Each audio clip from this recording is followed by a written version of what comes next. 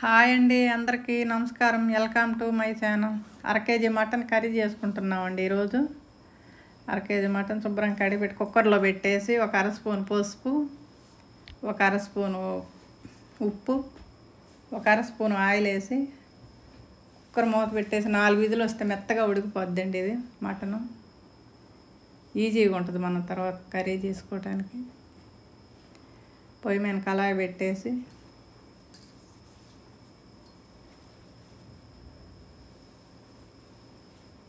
3 స్పూన్లు ఆయిల్ వేసుకున్నామండి.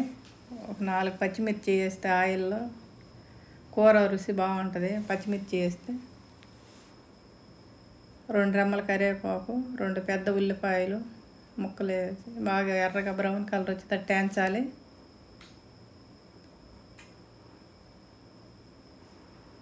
అల్లం వెల్లుల్లి పేస్ట్ 1 స్పూను, ఇది కూడా ఎర్రగా వచ్చేటట్టు వేయించాలి.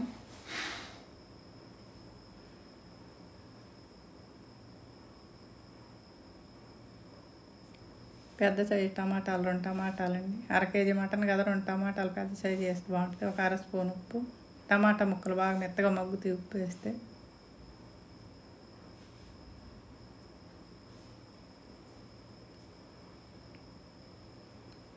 ఒక స్పూన్ పసుపు, 2 స్పూన్ల కారం.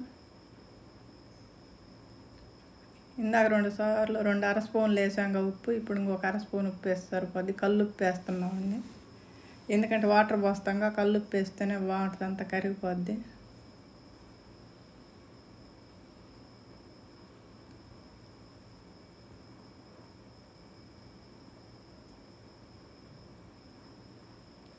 మూత పెట్టి 1 నిమిషం ఉంచితే బాగా మగ్గిపోతాయి ఇవన్నీ. ఇప్పుడు మటన్ వేసి బాగా కలిపేసుకొని 1 నిమిషం మూత పెడితే బాగా పట్టుద్ది. ఒక 1/2 లీటర్ వాటర్ పోసానండి. ఆల్రెడీ మెత్తగా ఉడికొందిగా. పుదీనా కొత్తిమీర వేసాను. 1 నిమిషం ఉంచి తీసేస్తే శుభ్రంగా బాగా అయిపోయింది, ఉడికింది.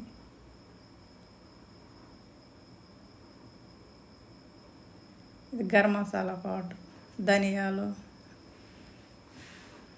చెక్క మొగ్గ, కొబ్బరి,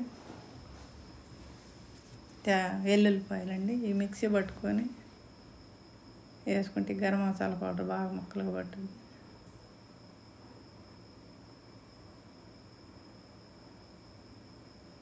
అయిపోయిందండి. బౌల్లోకి తీసుకొని కొత్తిమీర వేసుకుంటే ఇంకా అయిపోయింది. ఇలా చేసి చూడండి, రుచిగా ఉంటుంది కూర.